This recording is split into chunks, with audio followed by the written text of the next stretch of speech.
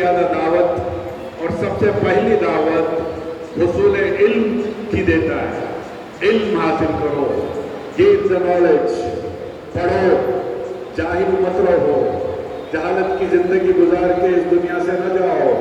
جس حالت میں تم آئے اس وقت کچھ نہیں معلوم تھا، اسی حالت میں خبر میں نہ جاؤ۔ جیسی حالت تمہاری تھی اسے بدلو۔ دنیا میں اگر کچھ حاصل کرنا چاہتے ہیں تو علم حاصل کرو، نالج حاصل کرو، دنیاوی علوم بھی حاصل کرو، دینی علوم بھی حاصل کرو۔ دونوں کا حاصل کرنا ہمارے لیے بہت ضروری ہے۔ آج امت مسلمہ دینی علم سے دور ہوتی چلی جا رہی ہے۔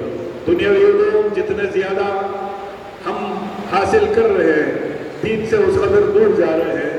وجہ آج کے بچوں کی نہیں، یہ غلطی ماں باپ کی ہے کہ ماں باپ اپنے بچے کو نرسری میں، انگلش اسکول میں لاکھوں روپے دے کے پڑھاتے ہیں، لیکن اپنے محلے کی مسجد میں 100 روپے دے کے نہیں پڑھاتے، یا پھر کسی ٹیوٹر کو رکھ کے ہم نہیں پڑھاتے۔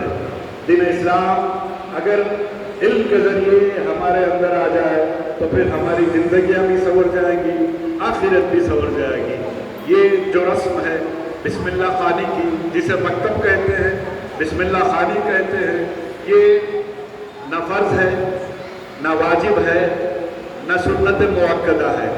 یہ ایک مستحب عمل ہے جو علماء و مشائخین و صوفیاء اعظام و اولیاء کرام میں رائج ہے۔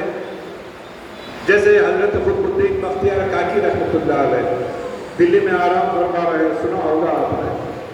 جب 4 سال 4 مہینے 4 دن کے ہوئے تو ان کے جو بزرگ تھے انہوں نے مکتب میں بٹھایا، استاد کے پاس بٹھایا، پھر استاد نے انہیں بسم اللہ پڑھایا، پڑھایا۔ اسی طرح بہت سارے ہیں، میں آپ کو مثال دے سکتا ہوں، وقت کی کمی ہے۔ ہم بسم اللہ الرحمن الرحیم تو پڑھا رہے ہیں، مکتب تو پڑھا رہے ہیں۔ میں اکثر مقامات پر مکتب کے لیے حاضر ہوتا ہوں، مجھے بلایا جاتا ہے، بہت اچھا کرتے ہیں۔ تقریباً لاکھوں روپے آج ہم نے خرچ کیا، ابرار اور دیبا نے، ابرار اور دیبا کے پیرنٹس نے بہت کچھ خرچ کیا، اللہ ان کو جزا دے۔ لیکن یہ پورا خرچ کرنا بیکار ہو جائے گا، کچھ بھی کام نہیں آئے گا جب تک اب جو پڑھا رہے ہیں اس کے مطابق انہیں علم نہ دیا جائے۔ ہم صرف بسم اللہ پڑھانے سے یہ سمجھتے ہیں کہ ہم نے حق ادا کیا، نہیں کیا، ہم نے شروعات کی ہے۔ ساری زندگی بچوں کو علم دین سے آراستہ پیراستہ کریں۔ یہ نہیں کہ ہم نے دھوم دھام مکتب کر دیا تو فرض ادا ہو گیا، نہیں، بالکل نہیں۔ اصول دین سکھائیں بچوں کو، فقہی مسائل سکھائیں، وضو کے آداب، مسائل، نماز کے فرائض کیا ہے، واجبات کیا ہے، سنن مؤکدہ کیا ہے، سنن غیر مؤکدہ کیا ہے، غسل کے فرائض، غسل کے جو بھی مسائل ہیں سکھائیں آپ، تیمم کے مسائل سکھائیں، بیت الخلاء میں جانا آنے کا طریقہ سکھائیں۔ یہ الگ بات ہے کہ کچھ ماں باپ کو مسائل یاد نہیں، لیکن اپنے بچوں کو تو سکھا دیں۔ اگر واقعی بچوں پر احسان کرنا چاہتے ہیں، واقعی اگر آپ اپنے بچوں کے ہمدرد ہیں تو 2 چیزیں کریں۔ ایک علم دین سے ہمیشہ لگائے رکھیں، اور دوسرا موبائل سے ہمیشہ دور رکھیں۔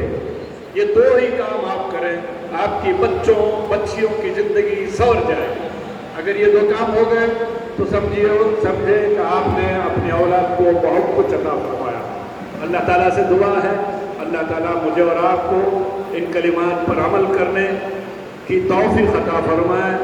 ہماری بچی سکینہ وفا، اللہ تبارک و تعالیٰ اسے دونوں عالم کی نعمتوں سے مالا مال فرمائے، علم دین کے ساتھ علم دنیا بھی بہت دور تک پہنچائے، اسے قوم کی خدمت کا ایک ذریعہ بنا دے۔ اس کے ماں باپ کو، اس کے دادا دادی، نانا نانی کو اللہ تعالیٰ قادر سلامت رکھے، اور اس کا چھوٹا بھائی زکوان، میں نے نام دیا تھا، زکوان ہے، اللہ تعالیٰ اسے بھی، اس کا مقدر بھی جگہ دے۔ بس بہت ضروری ایک پیغام تھا، مجھے امید ہے کہ آپ نے اس پیغام کو قبول کیا ہوگا۔